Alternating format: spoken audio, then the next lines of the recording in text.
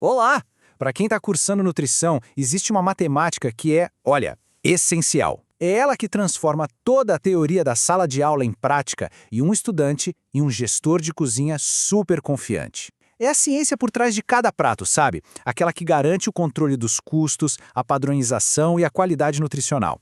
Então, vamos juntos desvendar esses indicadores culinários?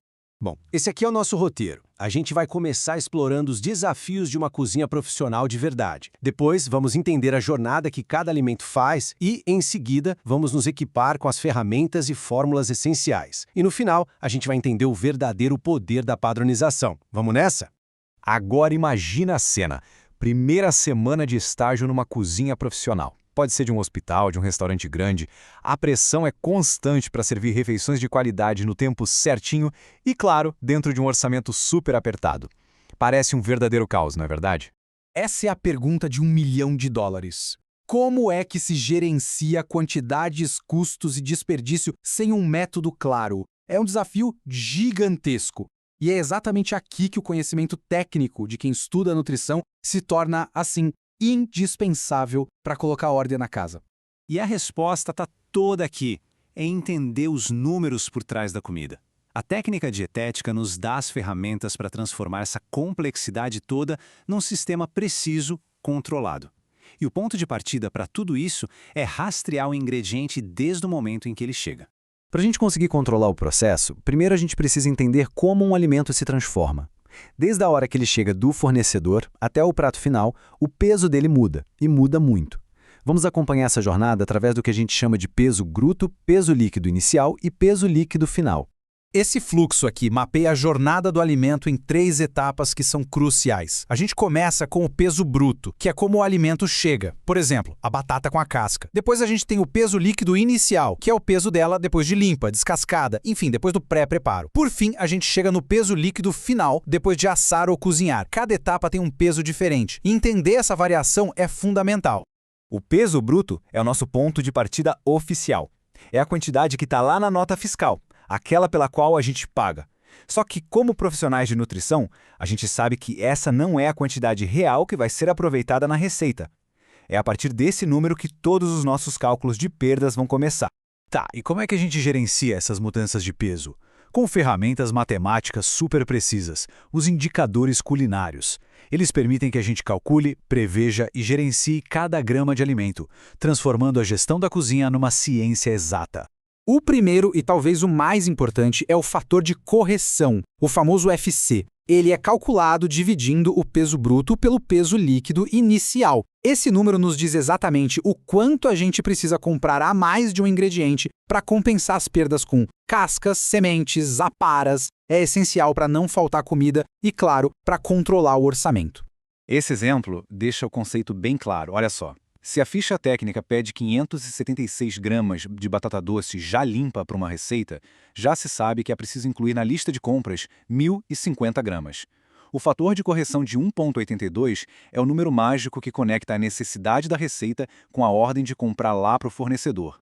Agora o cenário se inverte. Alguns alimentos não perdem, eles ganham peso. É o caso do indicador de reidratação, que a gente usa para grãos e leguminosas.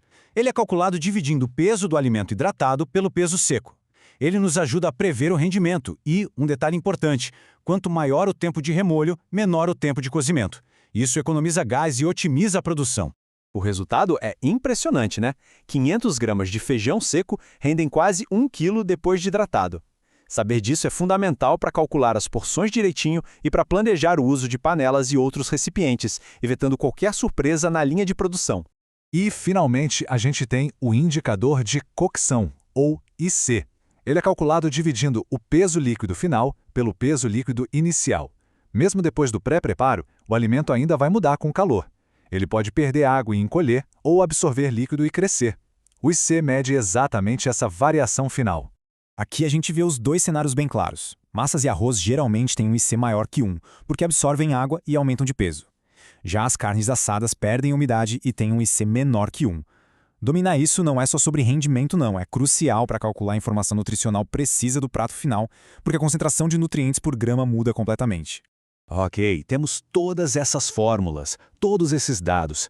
E onde é que tudo isso se junta? na ferramenta mais poderosa da gestão de cozinhas, a ficha técnica de preparação. Essa definição resume tudo perfeitamente. A ficha técnica não é só uma receita com modo de preparo, é o documento central que organiza o processo inteiro, desde a compra dos insumos até o cálculo de custos e a informação nutricional do prato servido. Ela garante padronização e controle total.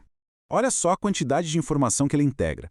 Ela detalha cada ingrediente com todos os seus pesos, calcula os indicadores, padroniza o rendimento e o tamanho das porções, controla o tempo de preparo, determina o custo exato por porção e, claro, gera análise nutricional completa. É o sistema nervoso central da cozinha. Resumindo, a ficha técnica transforma a arte da culinária em uma ciência que pode ser gerenciada. É o que separa uma cozinha amadora de uma operação profissional de alto nível. Com o domínio desses indicadores e da ficha técnica, o planejamento sobe de nível. Vamos ver um exemplo bem prático de como esse conhecimento transforma um estudante em um profissional capaz de gerenciar toda a logística da cozinha. Outro cálculo super útil no dia a dia é o da densidade, que é a relação entre a massa e o volume de um alimento. E por que isso é importante? Porque nos ajuda a planejar a logística.